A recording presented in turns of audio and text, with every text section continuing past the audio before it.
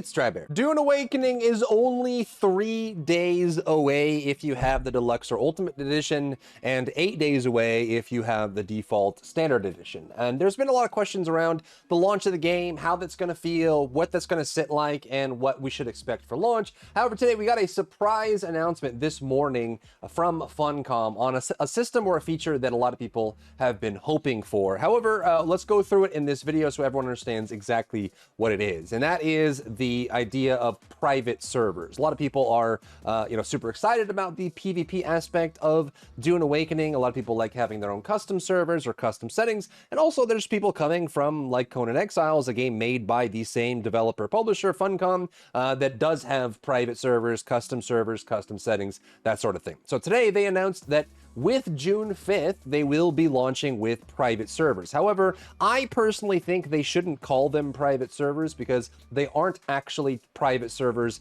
in the truest sense. So today, let's talk about what private servers means in Dune Awakening, what your expectations should be for private servers on June 5th, and whether or not private servers are for you. So let's get into it. The first thing that you need to know about the private servers is that they are paid for, like they are premium monthly fees. And based on the providers, which we'll go through in just a minute, they will have a range of prices from anywhere from $15 to like $60 to $70 a month, depending on how many people you want to have on your private server and basically what group you want to belong to on that private server as well. And again, these are going to be available. You can pre-order them now. All of the providers for the servers are available, so if you want to pre-order them and pay for them and have the server spun up and ready to go for all of these, you certainly can. Now, it's important to understand how the server structure works for Dune Awakening. I've been over this many times, but we're just going to rehash it in brief here so everyone is on the same page. So this is the image that they always talk about, and it's worth mentioning yet again. There are going to be essentially 3 main areas as far as like their server architecture is concerned for like locating your player, right? There's Haga Basin, which is here. There is the Deep Desert, which is shared, and essentially there is the faction hubs, which are shared and tend to be similarly placed as well. So these are the 3 areas that you're looking for. However, when it comes to private servers, which is why I think they shouldn't call it a private server, is the private server only applies to Haga Basin in essence. This is how they explained it at first, but there are some clarifications on this that we'll talk about in just a second. So when you are renting a private server for $15 to $60 a month, depending on how many people you want to have on that private server, essentially what it does, it gives you your own private Haga Basin where you can control who's in it. And if you didn't know or you weren't aware with Dune Awakening, the Haga Basin is already a safe zone. It is a server. They stopped calling it sieges, which is good. They started calling them servers. So there's the servers you're on, and then there's the world that inhabits all the servers that connect in. So it's a cluster of servers essentially in one place. So you have Haga Basin here, and your private server allows you to spin up on one of the hosting sites your own Haga Basin that other players aren't in. So what does this mean? When you're in the safe zone for Haga Basin, people can't destroy your base. The sandstorms can, though. So if you don't have a powered base, the sandstorm will eat away your Haga Basin base until it's gone. But as long as it's powered, you're good to go.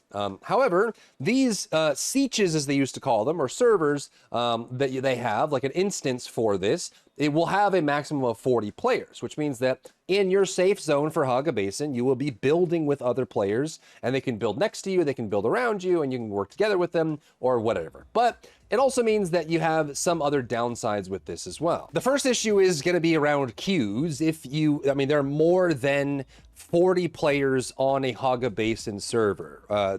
The max that can be on one at once currently in their setup, at least what they've described to us, is 40, which means that if there are 50 players that are trying to log into the Haga Basin server that you're trying to get on, the safe zone server, you will be met with a queue. This was the case in pretty much all of their versions, their closed beta tests as well. So this it means that you might have to wait a little bit and be put into a server queue to get onto your safe zone server that you're looking for. Now, they commented on this and said they're not concerned about this. In their closed beta testing, they haven't run into issues, so they're not worried about it going live with more players and it becoming a problem. In their description, they say that not everyone plays at the same time, so it's not a big deal. I have a feeling that I mean, in general, I don't think you can compare your exclusive invite-only closed beta to the functionality of a large-scale full release. So I feel like it will become a problem, even if it wasn't a problem on closed beta. But this would be an issue that you might run into when you're playing normally, is that you try to get onto the server that you're on for Haga Basin, and you have to wait in a queue because there's already 40 people on that server already, which you could circumvent with a private server, which means you could spin up your own private server, and that means there's only one of you. You could set it so you're the only person on that server that you paid for. Your Haga Basin is literally empty except for you. That is entirely possible if you decide to rent a private server, which was our understanding up until this morning on how they were going to handle private servers, that it would essentially be just a connection to a Haga Basin, and that they've mentioned this many times that they don't want people playing entirely offline or entirely single player because they want people to enjoy the multiplayer aspect. So as we saw that image before, what they want is they want people to be able to have their own Haga Basin,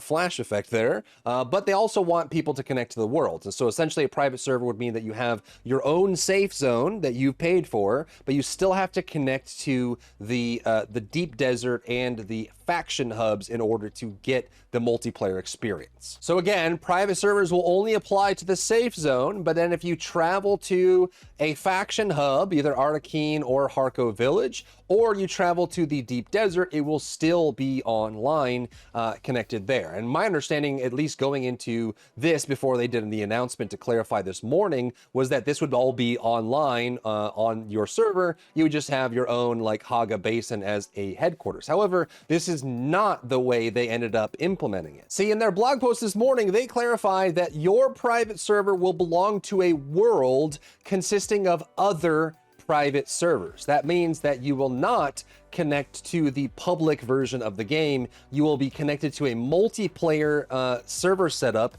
that is connected to other players who have paid for and rented a private server, which could be a bonus and could be a downside depending on how you view this. It will mean that likely on average there will be less players on these paid premium worlds because the worlds will be consisting of only private servers as their sieges or their servers for the game itself. But it also means that, you know, because there's lower player base, it means there might be less people using the marketplace. There might be less people wandering around out in the deep desert. And there might be less people in the faction base. So I can't imagine that, you know, you'll be able to fill a full world full of people that only paid for a monthly subscription service to a server that they can use in private. So previously, it was very much just the way they described it was you were to get your own Haga Basin, but you will still connect to a public world and still connect to the marketplace. You'll still connect to the faction hubs and you'll still connect to the deep desert. But also, that's actually not going to be the case. You now will be connected to other private server owners on that world. And the worlds themselves will actually be spun up by the third-party service providers, the people that you rented your server from. They will have their own unique worlds in Dune Awakening that everyone that paid for servers from that specific provider will connect to. So if you wanted to, you could try to find one that's not very populated, and maybe you could have a solo Haga Basin and then a low population deep desert and a low population faction hub and marketplace. And they even say here that players do not rent or control social hubs nor the deep desert. These are provided by the server hosting company who ensures each private server's world has them. Now here's a particularly fun fact. A lot of people were, you know, as they originally described these private servers, they said, you know, it's going to be online. You're going to be connecting to the deep desert. You're going to be connecting to your overall world, so you won't be able to control it. And we don't plan to have any custom settings, a la how a lot of survival games have custom settings for their servers, and even how Conan Exiles has custom settings. However, it sounds like they managed to make it work. So while you won't be able to control these directly, you can rent a server from a hosting company that has these settings on or off. And these are actually pretty cool. So you have these toggleable flags set up for the private servers, depending on the hosting company that you choose. And they have the ability to disable security zones entirely, making all parts of Haga Basin PvP enabled. So you can actually make Haga Basin not a safe zone if you wanted to with the settings, or you can choose to have pockets of PvP like on the official servers. So if you wanted to, people could agree on a private server setup, and on that private server setup from the third-party hosting company, they could disable all safe zones in the game. So PvP is available anywhere, You could potentially even raid someone else's base if you can get through their shield somehow and start blowing that up, or you could fight all over Haga Basin and Deep Desert if you want. And so there might be some paid, global PvP style private servers. They also have a flag that allows you to disable taxation, which means that on these private servers, this won't be available on the live servers, but on the private servers, you could actually disable the need to pay taxes at all for the base that you have, which might be a cool feature for some people. And lastly, you have the ability to disable sandstorms, making them not appear at all, which is a big forcing function. You want to make sure your base is powered. If it's not powered, your base will get destroyed from the sandstorm. And also sandstorms can be a major forcing function in the environment for hiding and getting away from things, or just creating challenges and dangers. And if your vehicle is left out in a sandstorm when you're exploring, the sandstorm can utterly destroy your vehicle from that standpoint. So having these as custom settings is really cool. So let's look at what is available. There are 3 primary server hosting companies that will be providing Dune Awakening servers. They have more or less the same choices, but some of them have different ways that they set up their configurations, and some have different prices and connections as well. So this is the first one that you can buy from. It is G Portal. You can get different locations. It looks like location wise they have 4 locations in the United States, 1 in London, 1 in Central Europe, Japan, China, Australia, Sydney. So if you're oceanic and you need one there, that's all there. And there's also Brazil, Singapore, and India, but those are all sold out on this website right now. Either they're not offering them currently, or there's so many people in those regions that want private servers to have better ping that they've already bought out every possible thing that's located in there. So those would be the locations for the servers. And from this as well, this is where you can start getting in on the configuration of it. And each one of these server providers does this differently. So if we click on pre-order now under G Portal, we'll see what is available here. You'll notice if we wanted 30 days with a maximum server, it would be $57 US every single month to have a maxed out siege or server of 40 for 30 days. But if you wanted to split that cost between 40 people total to get that up, that probably would be bring that down quite dramatically. And then you can choose a location as well. However, on G Portal,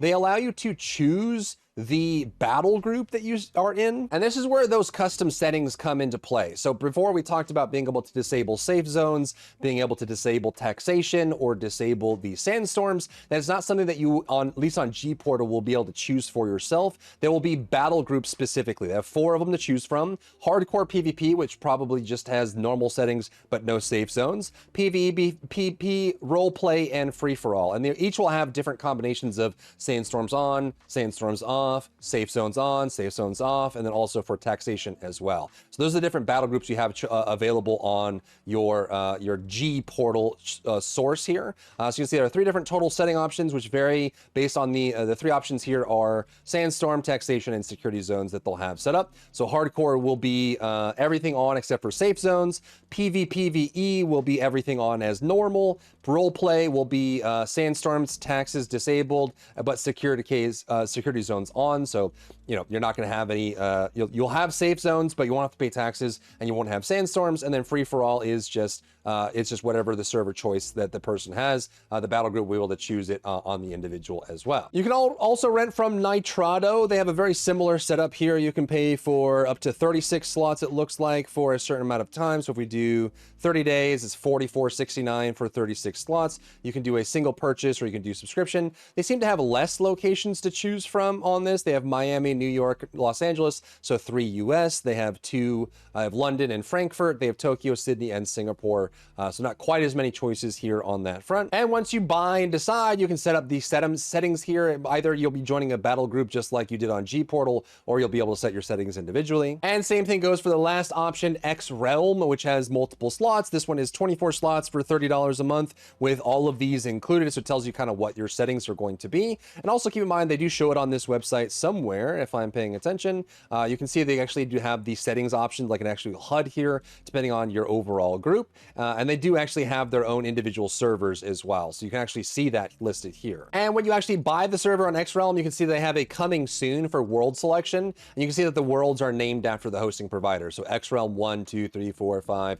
It's all going to be based on that. So they're going to have their own overall world that you'll be selecting, the realm that you'll have as part of your provider. And then you'll be able to set that up based on the settings that are in there. Now, just like you can on any other world in the game, if you wanted to visit another server and just talk to those people and hang out with those people, you still can. But again, if you're on a private server that you're paying for, you will be only joining other players that are also paying for that same private server. You won't be able to like take your private server character and go visit someone on a different world, for example. So you'll have to have that connected there. Now, you can have a character for every world. So if you wanted, you could have a character on a public server that you play with friends, or maybe you play solo on a public server and you rent a private server for you and your friends or your guild. But it is going to be very segmented on that front. So let me know what you think about this setup and about private servers going into Dune Awakening. If you're planning to partake in the private servers and what size you're going to look at, and also what concerns you may have with this system, because realistically, this kind of system for private servers in an online slash offline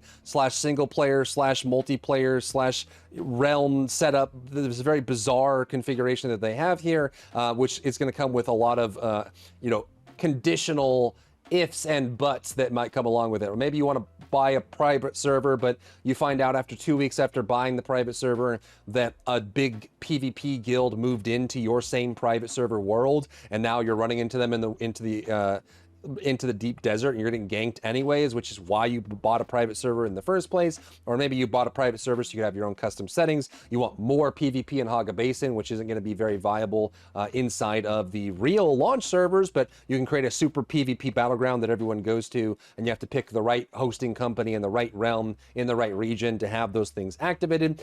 More choice is always good, but let me know what you think about private servers coming to Dune Awakening with the early access launch and beyond. If you found value in today's video, leave a like down below, leave a comment for the algorithm to help this video get seen by more people, and don't forget to check out my other channels for other content and other stuff and other things.